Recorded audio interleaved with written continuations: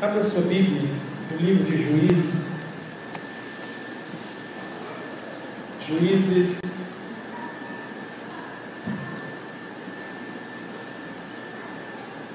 Juízes, capítulo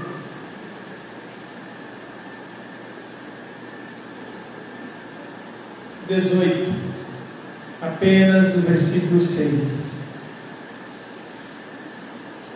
Juízes 18, apenas o versículo 6.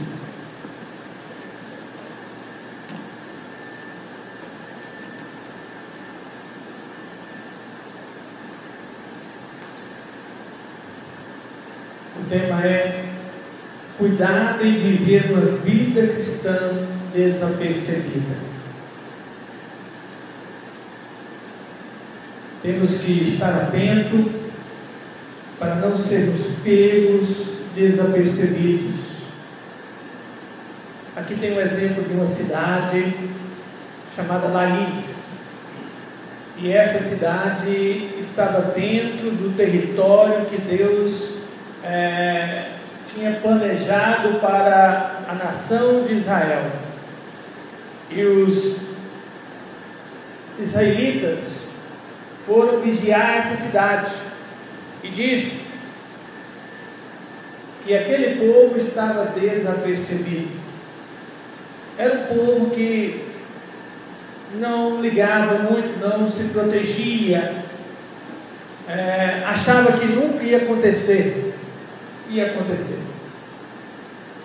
Diz assim, Juízes 18, verso 6: vocês podem ir tranquilos, disse o sacerdote, tudo correrá bem, porque o Senhor cuida de vocês.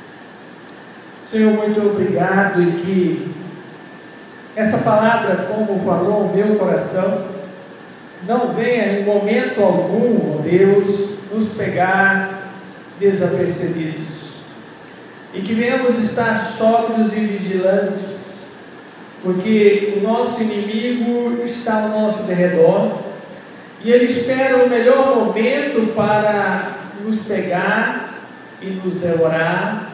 E ó Deus, porque a tua palavra em João 10:10 diz que ele veio para matar, roubar e destruir, mas que nós venhamos estar, ó Deus, apercebidos pela tua palavra, e porque o Senhor veio para nos dar vida e vida em abundância. Então, ó Deus, continue a falar conosco, no nome de Jesus. Viver desapercebido é viver sem perceber o perigo. Essa semana eu lancei um cartaz que diz que o povo está mais com medo das chuvas do que da volta de Cristo. As chuvas vêm e o povo já fica apavorado, fica temeroso, mas a volta de Cristo será pior do que a chuva. Será no momento que ninguém sabe. A chuva, a gente vê ela se formar, a gente vê as nuvens se ajuntar, mas a volta de Cristo será num piscar de olhos. Será uma rapidez de nossos cílios, quando piscam, será assim a volta de Cristo. Quando nós abrimos e fecharmos os olhos, Jesus já voltou. Então será rápida, e será no momento que, infelizmente, muitos vão estar desapercebidos. Muitos vão estar sem se prepararem, sem estarem prontos, porque viver assim viver sem perceber o perigo que nos ronda. Falta de observar o que nos é dito e mandado, e não notar os sinais que estão acontecendo. Então, cada ano que passa, as chuvas estão ficando piores, o sol está aumentando o seu calor. Então, esse ano os termômetros em algumas capitais passaram de 40 graus. Então não vai demorar muito no Brasil ter clima de 50 graus, né? porque a tendência é o Sol, a Terra se aproximar do Sol. A tendência porque ela gira em torno do Sol, e a tendência é o calor aumentar e as chuvas piorarem, porque os americanos, nós infelizmente estamos cometendo os mesmos erros que os americanos, os europeus cometeram, em acabar com as florestas, em acabar com as árvores, e os ventos estão correndo solto, e as chuvas estão vindo com mais força. Então não vai demorar muito tempo, nós vamos ter aqui furacões, com ventos de mais de 200 km por hora. Se 100 km por hora está causando um estrago, imagina um vento de 200, 250, 300 km por hora. Então nós ficamos muito desapercebidos com o que está acontecendo. Em São Paulo, de domingo para segunda, muitas pessoas foram para a igreja e passaram a noite na rua, porque a chuva veio rapidamente, e muitos não chegaram em casa, dormiram, nem na igreja dormiram na rua mesmo, fora dos seus carros. Os carros pareciam brinquedo em cima da água, parecendo ali quando criança está brincando, joga dentro da bacia o carrinho, e eles vão andando de um lado para o outro. Então nós temos que estar percebidos com os sinais que estão acontecendo. A cidade de Laís vivia assim. O texto nos mostra o perigo de viver uma vida desapercebida. Então, uma hora a casa cai, e a falta de percepção nos leva a uma derrota que pode nos custar muito caro. Uma derrota que pode nos custar muito caro. Então, 4 motivos que levaram o povo de Laís a viver desapercebidos, e que ainda hoje pode levar a igreja de Jesus Cristo a uma derrota inimaginável. E são elas: a primeira, excesso de tranquilidade, perigo à vista. Então, o excesso de tranquilidade é a menção de que pode ter um dia perigo à vista. Porque quando aquele povo estava ali vivendo uma vida tranquila, uma vida desapercebida, uma vida sem preocupação, uma vida que achava que estava protegidos, veio ali um povo, só uma tribo, não foi toda a nação de Israel, só uma tribo, e essa tribo tomou conta daquele povo. Essa tribo praticamente exterminou aquele povo, mataram todos. Então, viver uma vida de tranquilidade, sem se preocupar com o perigo, é saber que um dia ele vai bater na sua porta. Ele vai bater. Então, viver uma vida tranquila é bom. E quem não gosta, viver na tranquilidade. Mas no Éden, vimos que não é bom sempre. Adão e Eva viviam tranquilos, não tinham que plantar, só tinham que cuidar. Então eles não tiveram que plantar, eles só tiveram que cuidar do que Deus havia dado a eles.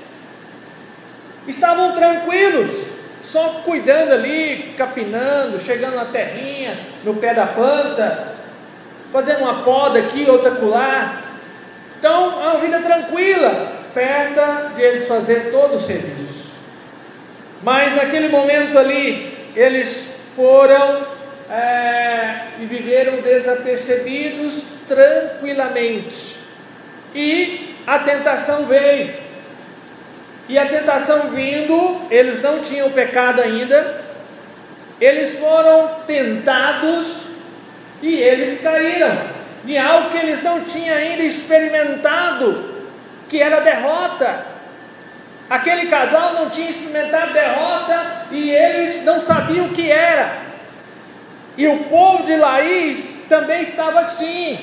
Era um povo que tinha os seus irmãos, tinha outros povos que faziam parte dessa família, mas eles resolveram estar isolados, estar afastados, estar longe dos demais, longe, e eles foram pegos desapercebidos. Então, Adão e Eva viviam tranquilos e não tinha que plantar, só cuidar e colher a maioria dos frutos produzidos ali.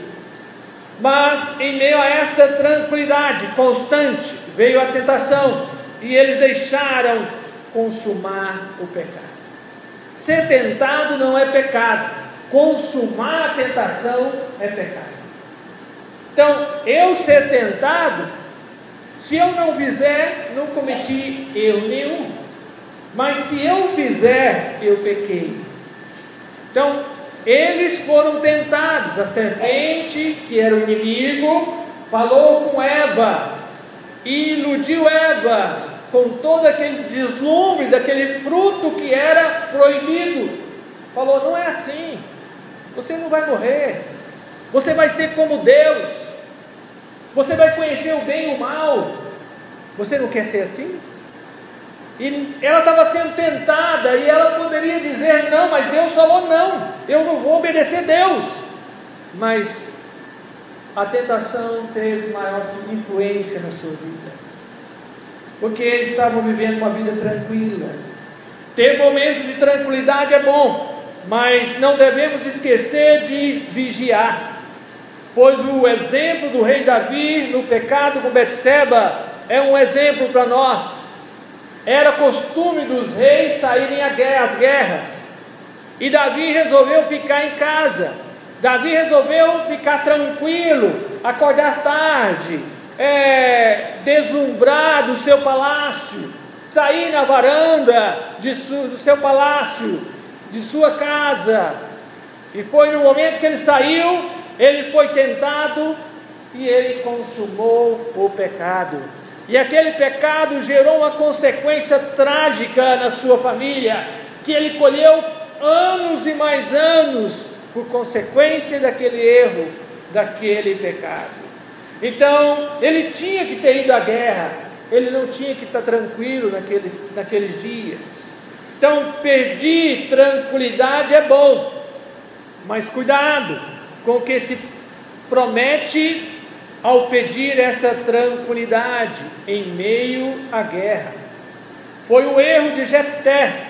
Então, em Juízes 11, Jefté, ele foi colocado como juiz do povo de Israel, juiz dali de uma tribo, e eles saíram à guerra, e Jefté, ele resolveu fazer um voto, o voto que eu batizo ele de voto de tolo, que fazer um voto desse tem que ser tolo mesmo.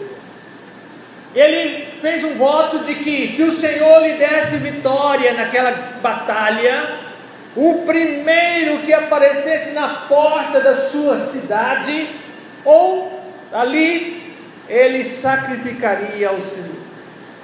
E sabe quem apareceu? A sua única filha. A sua única filha. E ele tentou, falou assim: mas por que você foi aparecer? Eu fiz um voto que aquele que fosse o primeiro, eu ia matar ao sacrifício ao Senhor. E a filha dele falou assim: pai, cumpra a tua vontade.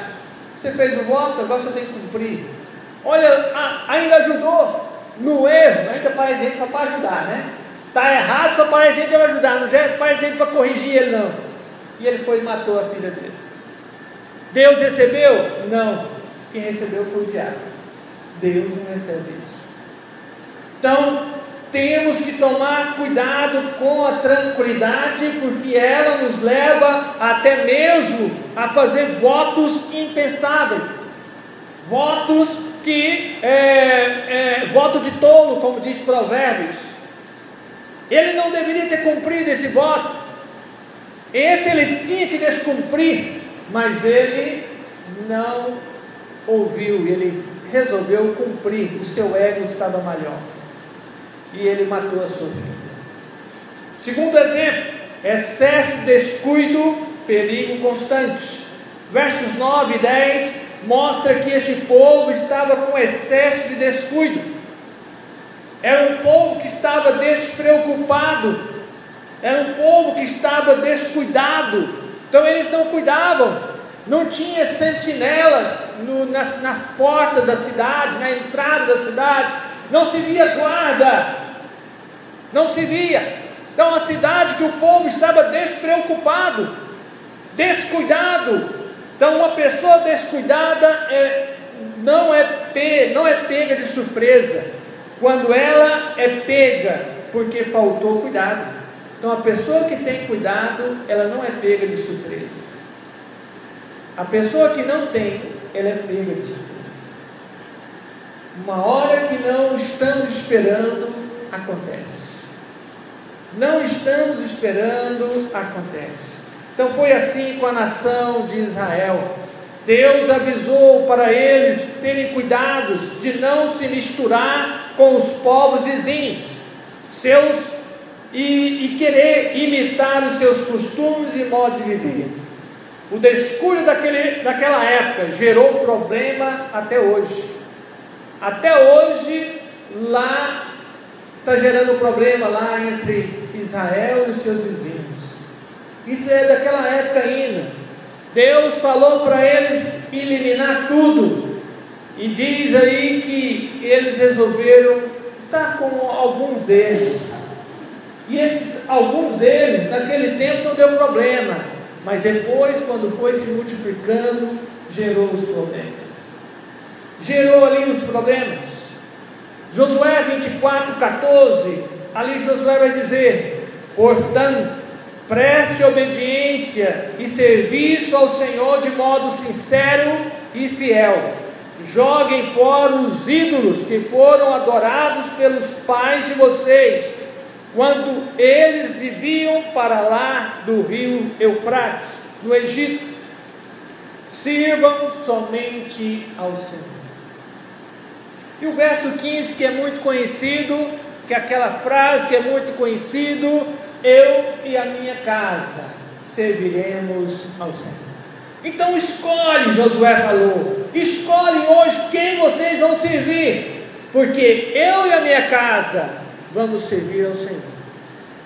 Nós queremos viver com o Senhor, porque quando eu sou derrotado, é porque o Senhor tem uma vitória maior para mim, tem algo melhor para mim, tem algo. Então Josué, nas batalhas que ele travou ali, só a segunda, na cidade de Ai, que o povo tinha pecado, Deus falou para eles não pegar nada, era para ele destruir tudo, não pegar nada, e eles pegaram algumas coisas ali, e esconderam uma família só. Por causa de uma família só, toda a nação pereceu. Mais de 30 pessoas foram destruídas, mortas, quando foram encarar a cidade de Ai. E era um povo pequeno, mas só que Israel menosprezou esse povo pequeno, e ainda com pecado dentro deles. Eles foram: não, vai só um pouco, não precisa ir muito. Eles são poucos, e eles voltaram fugidos e mataram 30 deles. Então, o descuido, a maioria da derrota do povo de Deus é falta de cuidado. Só querem ser cuidadosos nos cultos, mas passou dele, vivem descuidados. Fazem o mesmo que as pessoas que não conhecem a Deus e querem ser vitoriosos, seguros. Só os cuidadosos em vigiar constantemente, suas vidas são mais que vencedoras. Só os cuidadosos. Porque, irmãos, nosso inimigo está aí à solta. Está aí à solta. Você vê que tudo que acontece lá no mundo, lá nos Estados Unidos, aqui o povo gosta de imitar muito os americanos, até nas coisas ruins. E As escolas agora já estão sendo local de crimes, de barbaridades. Então, cada vez só está aumentando, né, o número de pessoas que morrem. Por quê? Falta de cuidado. Falta de cuidado. Terceiro motivo: excesso de prepotência derrota certo. Então aquele povo estava tão orgulhoso, que eles se gabavam de estar morando longe dos seus irmãos, de viverem longe deles. Eles se sentiam tão maiores do que os demais, que foram os primeiros a cair. Os primeiros a caírem. O verso 27 mostra como esse povo era prepotente, como o povo da cidade de Laís era prepotente. Então a pessoa prepotente e orgulhosa se sente imbatível. Este foi o erro e muitas derrotas do povo de Israel em suas guerras. Esquecem que guerreavam não por eles. Quem guerreava por eles era o Senhor, e não eles mesmos, que era um povo que não tinha costume de guerrear. Eles estavam aprendendo ainda. Em Josué, capítulo 7, versículo 4 a 6, aquela história da cidade de Ai. Assim foram enviados apenas 3.000 homens para atacar a cidade de Ai, e eles foram completamente derrotados, e 36 israelitas foram mortos durante o ataque, e os restantes foram perseguidos desde a porta da cidade até as pedreiras. Então eles foram com 3.000, não manda nem muitos não, nem consultaram o Senhor se era para ir. Ele já achou que eles tinham ganhado a guerra contra Jericó, eles achou que eles já eram alguma coisa. E você não manda o povo não, que o povo vai cansar, a cidade é pequena, o povo é pequeno, então manda uns 3.000 só. 3.000 voltou correndo e 36 ficou pelo caminho. E a vergonha.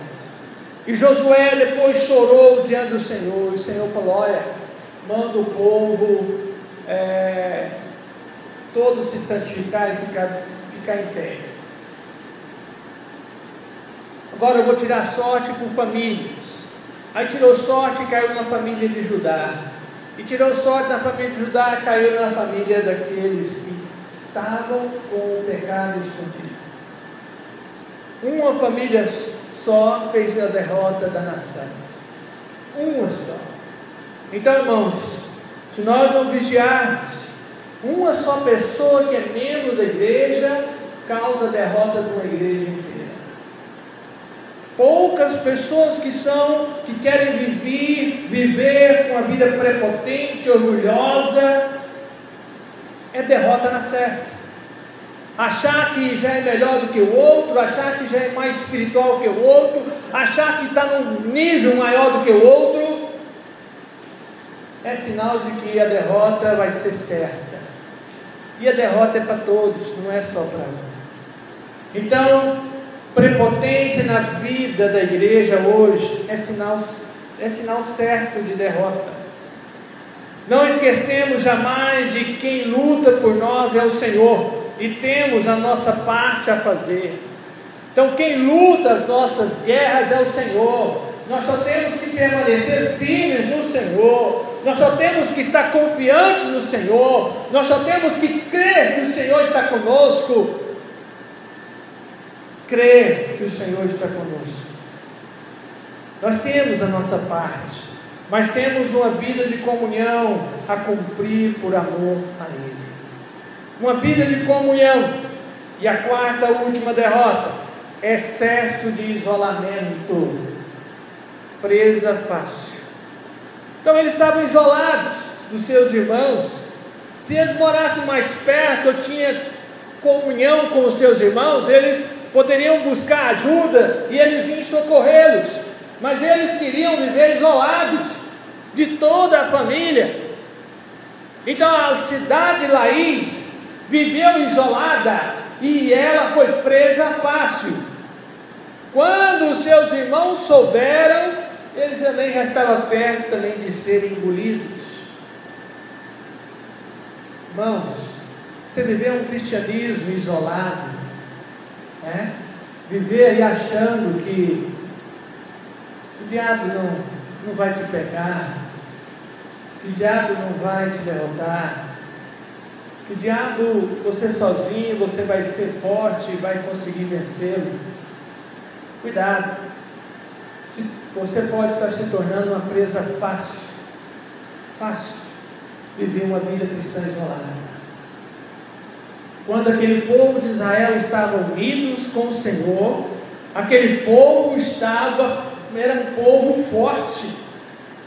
um povo forte, somente Davi que conseguiu conquistar quase todo o território que Deus havia prometido àquele povo, somente Davi.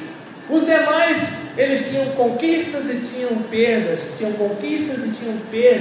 Davi não, só ganhava, porque Davi tinha um coração segundo o Senhor.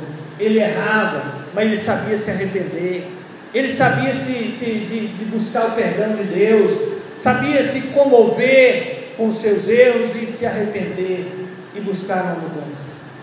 Então, a derrota de Laís foi porque viviam isolados dos povos vizinhos, achavam que não precisavam de ninguém, achavam que eram fortes demais.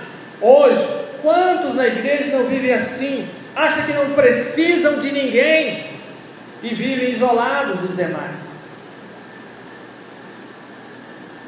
Nós não podemos viver assim.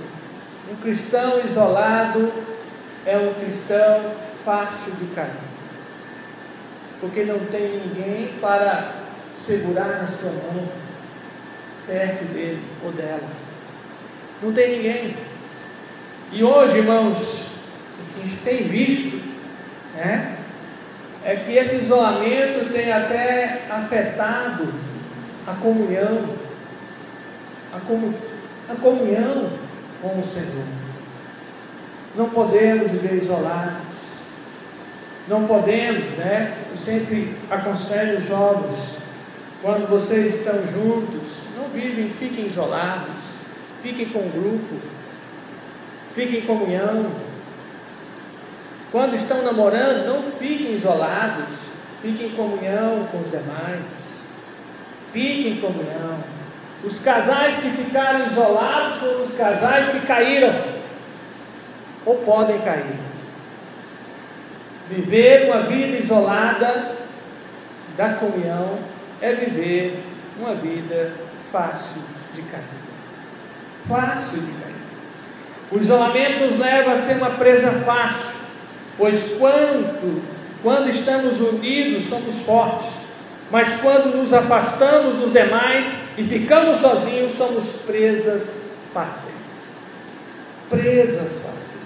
E concluindo, olhemos para as formigas.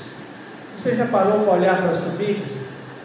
Eu estava olhando esses dias, estava cavando ali um buraco, fincar um poste para secar ali o quintal, para separar os cachorros, né? Que só está aumentando, agora é 5 já, né? Eu falei assim, meu Deus, daqui um dia é um canil aqui. Então, separando o quintal deles, né? Para esse caso lá naquele cantinho deles. Agora eu vou fazer depois uma casinha para eles lá, com telhado, colocando portão para todo lado lá, para poder eles ficar lá. Eu gosto de cachorro lá no cantinho deles, isolado da casa, né? Então eles estão ficando lá, vão ficar lá. E a forma como a formiga trabalha, você vê que quando uma sozinha vai pegar um objeto ou um pedaço de alguma coisa, de folha, e ela não dá conta sozinha, ela chama a companheira. E se a companheira, as duas não dão, elas vêm 3, 4, 5. Você vê que num pedacinho ali está carregando 5, 6 formigas, em união, em unidade. E essa unidade, irmãos, com o povo de Deus faz a diferença. Faz a diferença se nós estivermos próximos, se nós estivermos juntos, faz toda a diferença, toda. Então, você tem vivido tranquilo, despreocupado, prepotente e isolado? Cuidado, é assim que o inimigo gosta. E é assim que ele fala: estou perto de derrubar, estou perto de passar o laço. O cair é nosso, mas o levantar é de Deus. Mas quando estamos caídos, né? Como diz ali uma frase da Bruna Lombardi, que ela diz: você sabe como eu sou despreocupada, que me encerro neste quarto e me permito todas as divagações, e as fantasias, obsessões, perseguições. Todos os dias você sabe que eu me viro de inventos, que eu não me reparto, e dou crias que eu mal me resolvo e me aguento. Carrego pedras no bolso e enfrento ventanias. Uma frase assim mostra como que a pessoa às vezes vive despreocupada, vive sem percepção do amanhã. E nós temos que ter percepção do amanhã. A fé nos faz olhar lá na frente. Isso é fé. É você ver o que você não está enxergando agora. Isso é fé. Então nós temos que estar prontos, irmãos. Prontos em todo e qualquer momento. Hoje nada, em nenhum lugar há tranquilidade. Não há mais lugar tranquilo. Não há. Em todo lugar hoje há perigo. E tragédias estão e podem acontecer. Mas nós não podemos ser pegos desapercebidos. Não podemos ser pegos isolados. Não podemos ser pegos prepotentes. Não podemos ser pegos despreocupados. Não podemos. Deus quer nos pegar prontos e preparados. Isso é fé. Se você ter fé e viver na fé. Quais desses erros tem acometido a sua vida? Laís cometeu 4 erros e eles foram derrotados, mortos, devastados. 4 erros que custou a vida de toda aquela cidade. 4 erros. Mas um erro só desse pode nos custar uma vitória. Em vez da vitória, a derrota. Um só erro.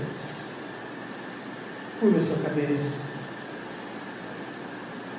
Como você tem andado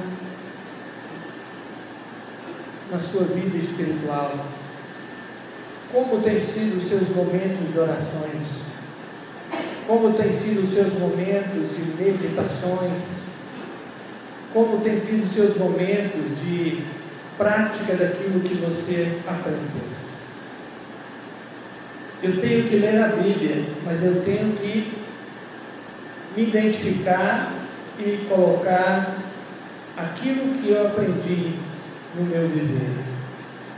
Prática da palavra. Os praticantes da palavra, a tendência deles é viver uma vida vigilante.